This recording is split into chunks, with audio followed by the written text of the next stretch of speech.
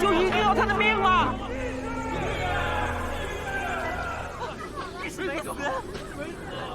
谁敢阻我？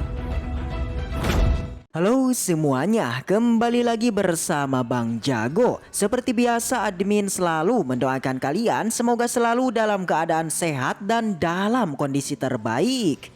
Di video kali ini admin akan melanjutkan cerita dari Millennium.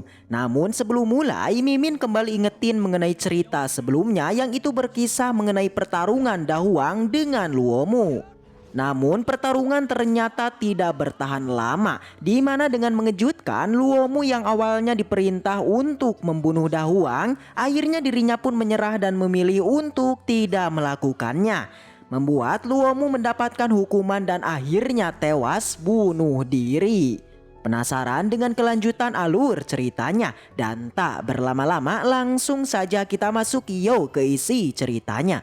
Cerita dilanjutkan yang kini berlatar di kediaman keluarga Ling. Terlihat di sana Xuanxing masih terus melakukan sebuah pekerjaan yakni menata dan menulis sebuah kalimat.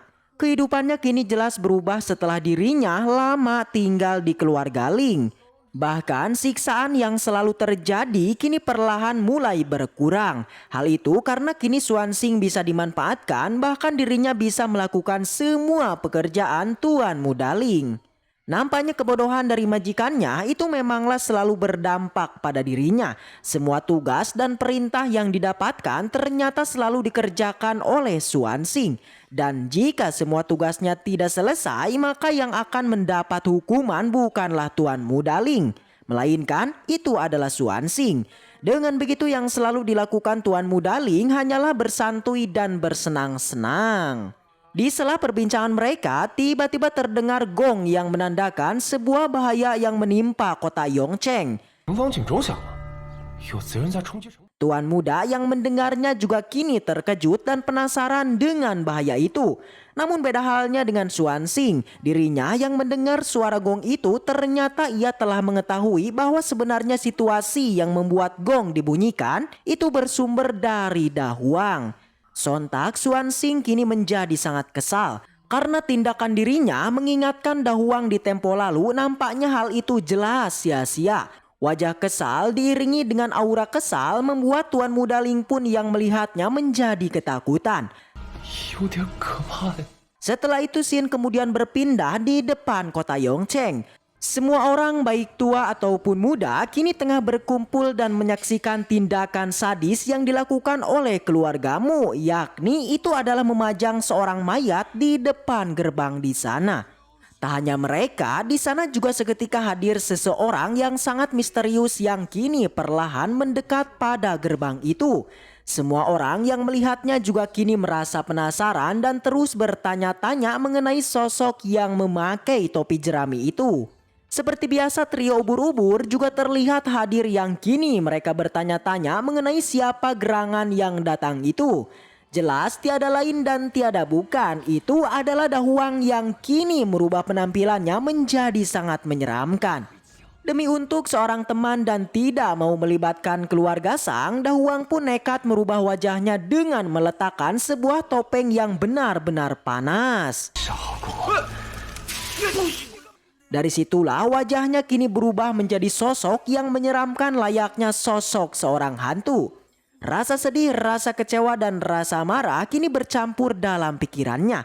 Membuat Dahuang saat ini merasa tidak takut akan sebuah kematian. Tekadnya yang membawa pada hal kebenaran jelas menjadikannya memiliki jiwa sang kesatria. Dahuang dengan gagah kini ia pun sampai di depan gerbang kota Yongcheng. Salah satu prajurit yang melihatnya lantas mulai bergerak dan mulai menanyai tujuan kedatangan Dahuang. Dengan singkat Dahuang menjawabnya bahwa tujuan dirinya datang yakni adalah untuk membawa dan menguburkan teman karibnya itu. Aksi nekat yang dilakukan Dahuang tentu bukan tanpa resiko. Dikarenakan jika kini Dahuang datang tanpa persetujuan keluarga Diao dan penguasa kota, maka Dahuang akan dicap sebagai penjahat kota. Namun dirinya yang sudah hilang rasa takutnya, bahkan di sana Dahuang pun dengan tegak memperlihatkan noda hitam di wajahnya. Semua orang yang melihatnya jelas menjadi terkejut, tak terkecuali trio ubur-ubur yang menyebutkan sebagai sosok hantu.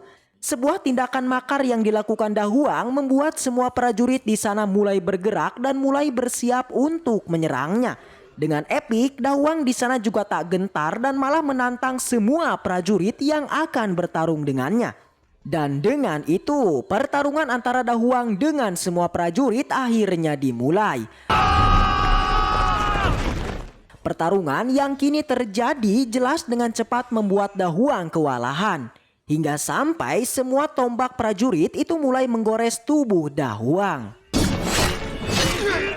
Namun pertarungan tak sampai di situ. Tiba-tiba gelang Sahaobon seketika perlahan bereaksi membuat kekuatan Da Huang perlahan mulai meningkat.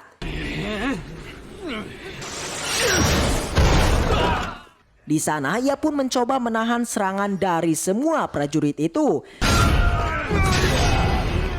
Di saat yang sama, Da Huang juga melihat sosok sahabat yang kini berjalan tepat di depan matanya. Sebuah anomali yang kini dirasakan Da Huang membuat ia pun akhirnya bangkit. Dengan sebuah kata-kata bijak yang terus ia lontarkan, Da Huang pun terus maju dan menantang semua prajurit di sana. Di sela pertarungannya, Da Huang juga terus mengingat sosok Luowu yang kini mendapati perlakuan yang tidak adil dari majikannya. Membuat ia pun geram dan terus berteriak mengenai kesetiaan seorang sahabat pada majikan yang tidak dihargai. Dengan begitu, dari tiap pukulan dan tendangan yang dilancarkan, Da Huang di sana mencoba mengatakan mengenai kebenaran yang sebenarnya. Sebuah kalimat yang rapi dan menyentuh hati membuat semua orang yang mendengarnya menjadi terpukau. Tak terkecuali komandan prajurit kini akhirnya mengetahui mengenai sosok misterius itu yang adalah Da Huang.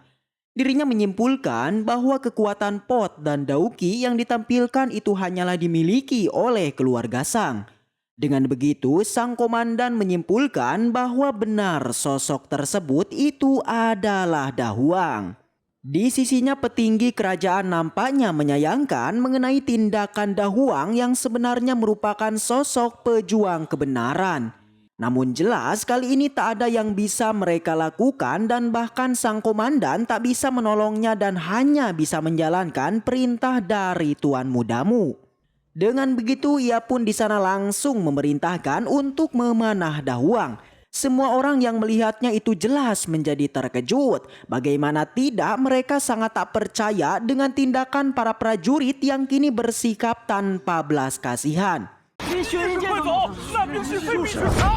Dengan itu, semua orang pun kini terkecuali trio ubur-ubur kini mulai memberikan semangat pada sang pejuang itu.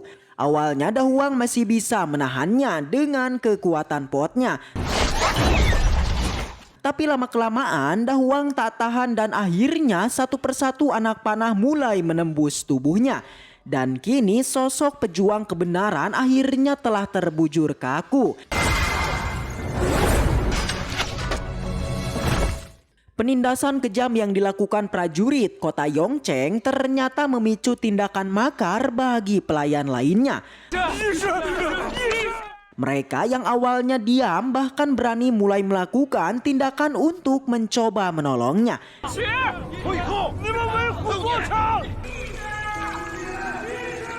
Di sela kericuhan itu, tiba-tiba gelang Sahaobon seketika bereaksi dan membuat Da Huang kembali bangkit.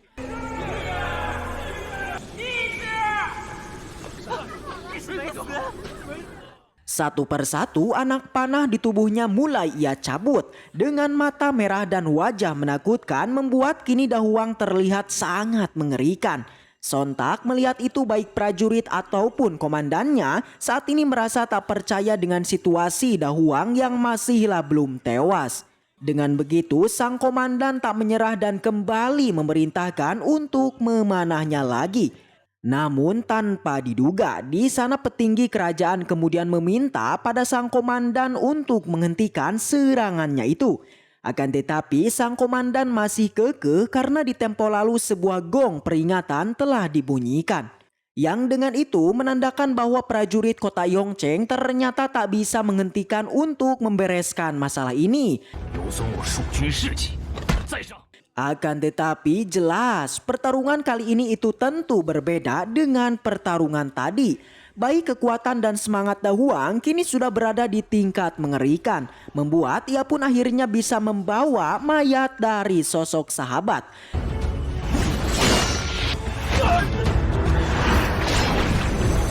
Perjuangan tanpa henti yang dilakukannya kini memanglah membuahkan hasil. Misi penyelamatan Da Huang akhirnya kini telah berhasil. Bahkan kini setelah menggendong mayat Luowu, sosok bayangannya perlahan nampak yang memperlihatkan pergerakan terima kasih pada Da Huang. Situasi yang awalnya mencekam dan sangat kacau kini berubah menjadi situasi menyedihkan hingga meneteskan air mata. 我们回家。 Di sana, para prajurit juga menghentikan semua serangannya pada Da Huang. Sang komandan juga kini bergerak untuk menemui Da Huang dan mengatakan bahwa tindakan dari Da Huang saat ini itu adalah tindakan yang sangat terpuji. Tak sampai di situ, sang komandan juga sangat kagum Da Huang yang telah menyerang gerbang kota Yongcheng tanpa membunuh dan melukai prajuritnya. Namun di samping rasa kagum dari sang komandan, ternyata dirinya sangat menjunjung tinggi sebuah perintah dan keamanan. Dengan itu, ia pun mengatakan bahwa jika Da Huang ingin membawa mayat itu, maka tak ada jalan lain selain berperang sampai mati. Mendengar perkataan itu, ternyata semua pelayan yang kini berada di sana lantas mulai bereaksi dan mulai merangsek masuk mendekati Da Huang. Semua orang saat ini merasa tak percaya dengan para prajurit yang sudah hilang rasa kebenarannya. 岂有一日之内死2位义士的道理？ Situasi ini membuat sang komandan menjadi sangat kesal hingga melontarkan sebuah ancaman bagi yang kini ikut memberontak. Situasi di sana seketika menjadi hening sampai akhirnya Da Huang maju dan mengatakan beberapa buah kalimat yang menggetarkan. Mendengar itu, sang komandan kemudian mulai berniat untuk memberikan perintah. Namun beruntung sebelum peperangan dimulai, tiba-tiba di sana muncul Sang Li dengan kereta kudanya. Dengan lantang, Sang Li mengatakan bahwa identitas sebenarnya dari sosok misterius itu adalah pelayan dari keluarga Sang. Dia adalah Da Huang. Mendengar itu semua orang pun menjadi terkejut dan sangat tak percaya bahwa sosok pejuang kebenaran lagi-lagi adalah sosok besar yang selalu dibanggakan semua orang. Mengetahui itu tentu membuat tekad semua orang pun kini bertambah. Bagaimana tidak, tindakan heroik Da Huang sebelumnya nyatanya telah menghipnotis semua pelayan kota Yongcheng. Namun Da Huang di sana tiba-tiba berbohong bahwa dengan mengatakan bahwa dirinya bukanlah seorang pelayan dari keluarga Sang. Akan tetapi Sang Li tak terima dan langsung mengatakan beberapa tuduhan jika Da Huang tidak mengakuinya. Di sana Sang Li juga meminta kepada Da Huang untuk mengikuti rencananya kali ini. Sang Li pun mulai bergerak untuk menghadap sang komandan. Dirinya lantas mulai mengatakan beberapa kalimat mengenai persahabatan Da Huang dan Luowu dan tindakan heroik Da Huang yang merupakan sebuah kebenaran. Namun sang komandan yang mendengar itu dirinya masih kekeh untuk menangkap Da Huang. Karena menurutnya tindakan Da Huang menyerang prajurit kota Yongcheng itu sudah tertuang dalam UUD Peraturan Kota Yongcheng. Tak menyerah, Sang Li pun juga mulai mengatakan dan menjelaskan mengenai peraturan lainnya di kerajaan Qin. Dengan begitu sang komandan akhirnya luluh dan mengerti bahwa ia pun mempersilahkan Da Huang dan Sang Li untuk pergi dari tempat tersebut. 吉庆公子， Dengan begitu, mayat Luowu akhirnya dapat dikuburkan tanpa penghinaan dari keluargamu. Ternyata semua masalah Da Huang itu sudah dihandle oleh Sang Li, termasuk masalah keluarga Luowu yang akan mereka selesaikan dengan mengirim keluarganya keluar kota Yongcheng. Tapi dengan berat hati tindakan Da Huang sebelumnya ternyata membuat mereka dengan terpaksa akan mengirimnya ke penjara besar di kota Yongcheng. Dan bye-bye bersambung. Baiklah, mungkin segitu aja untuk pembahasan kali ini. Dan semoga kita selalu diberikan kesehatan untuk bisa mengawal Donghua ini sampai tamat. Dan sampai jumpa di video selanjutnya. See you next time and seperti biasa, salam para jagoan.